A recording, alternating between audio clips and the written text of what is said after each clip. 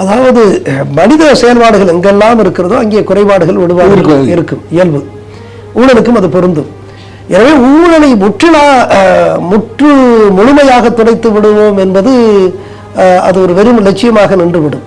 ஆனால் பெருமளவுக்கு மட்டுப்படுத்த முடியும். அரசியல் தலைவர்கள் நினைத்தால் பெருமளவிற்கு மட்டுப்படுத்த முடியும். ஏனென்றால் ஊழல் என்பது எவ்வளவு பாதிப்புகளை அது உருவாக்குகிறது என்று நாம் அறிந்தால், புரிந்து கொண்டால், உணர்ந்து கொண்டால் அதை கட்டுப்படுத்த நாம் எத்தரிப்போம்.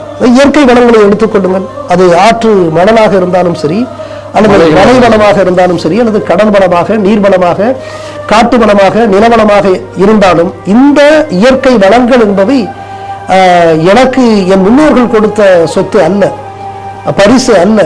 மாறாக நான் எதிர்கால தலைமுறைகளுக்கு கொடுக்க வேண்டிய கடன். ஆனால் இன்றைக்கு அவைகளை சூறையாடுகிறார்கள்.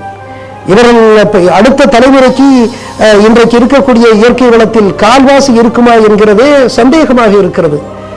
ஆக இந்த சூழலை பார்க்கிற பொழுது நாம் ஊழலை எப்படி நியாயப்படுத்த முடியும்? எனவே நான் நினைக்கிறேன், ஒரு அடிப்படையில் நம்முடைய தலைவர்களுக்கு அதிலே தீவிர உணர்வு இருந்தால் பெரிய அளவிற்கு ஊழலை மட்டுப்படுத்த முடியும் என்று நான் எண்ணுகிறேன்.